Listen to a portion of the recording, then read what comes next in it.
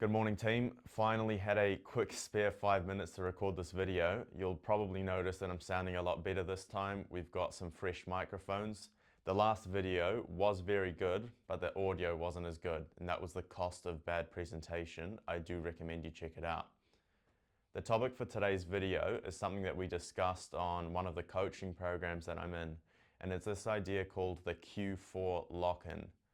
And there were some really good ideas floated in that, which I wanted to quickly address with you guys now, because I think the idea of a Q4 lock-in, and I guess the reasons why people struggle to lock in general, they're actually very simple reasons. And I think as guys, if you just focus on getting those reasons sorted, which we're going to jump into right away, it really cures a lot of like the symptoms. The symptoms would be laziness, lack of discipline, lack of drive and stuff.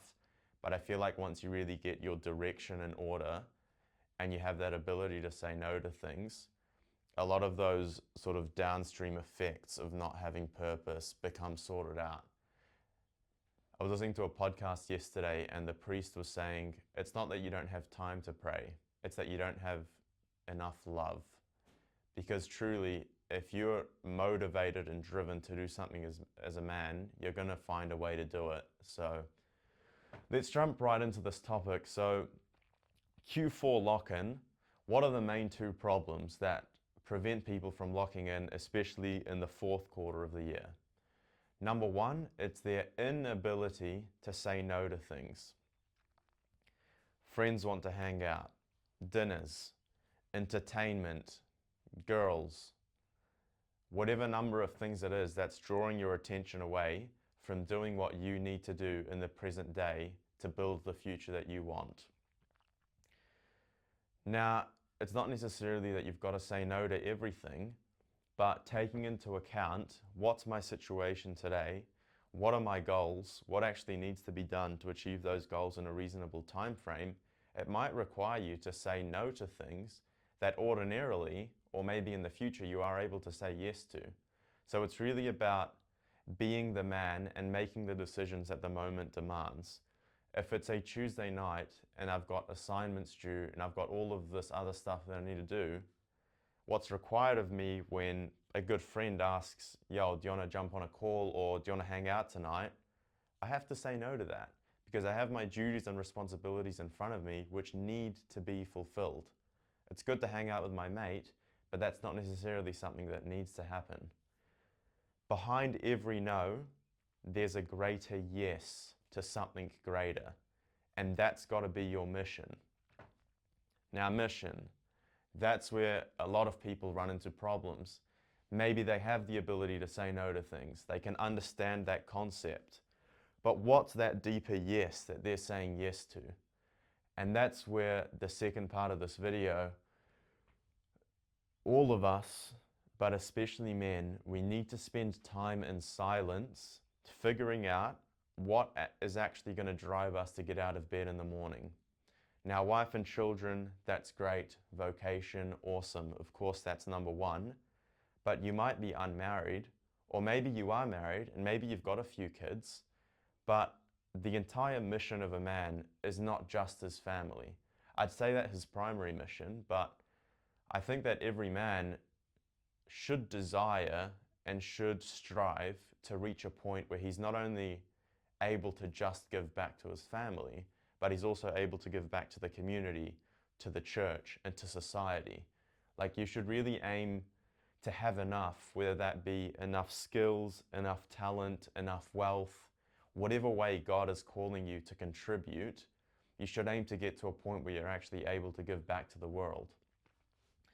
Most guys don't have this kind of clarity around what their mission is, around what their charism is, and you're never going to figure that out if you aren't spending time in silence, if you aren't spending time in meditation, if you aren't spending time in contemplation. So, the whole two key points of this video is the ability to say no and clarifying your mission. Now, clarifying the mission is the first and most important part, and the way that we do that is through silence. So spend time in silence. If you don't have that mission, ask God what it is. Don't be scared of using simple prayers. What is my mission? What are you calling me to do? What is my mission in the next, 2 weeks? What's my mission in the next 2 years? What's my mission in the next 2 decades? What do you want me to do while I'm here on this earth? What's my vocation? Figure that out. And it's not that you're going to have a super clear answer straight away, but maybe you've got feelings or certain things that are going really well in your life that might indicate to you, I need to push this thing further, okay? So it's not necessarily going to be some oration directly from God, here's your 20-year life plan. But again, you need to use that time of silence and prayer to also learn how to discern these things. Because if you're not spending time in prayer or meditation or contemplation, you're never bringing your mind to the level that it needs to be able to hear those things. If you're constantly immersed with noise, constantly immersed with busyness from your day job, it doesn't give you the space and time and recollection that you need to clarify the mission. So, number 1, figure out the mission. Number 2, learn how to say no to good things in order to say yes to that mission.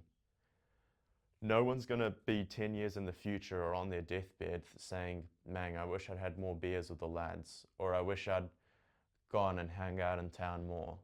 It's like, no, I wish I'd spent more time doing the most important thing, which would be that mission that God has called you to, your family, your vocation, your general vocation as a saint.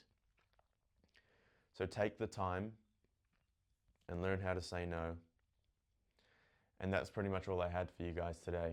I want to make a follow-on video about, because it's all well and fine to talk about this mission, but maybe, you're genuinely making a good effort to try and figure it out.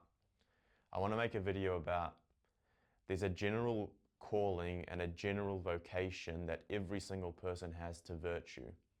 So, in those times where maybe you're in that discernment process, it's not like you don't have a vocation at that stage. You still have a very strong and primary vocation, as do I, despite being a married man, to grow in the virtues. Because growing in the virtues is what makes me willing and able to carry out the will of God. If I'm stuck in this gray zone and I'm not even trying to become more virtuous or more fit or more ready to serve God, you're failing at that very first level of just having the ability to do it. And, as Aristotle talks about, becoming a man who truly desires the good.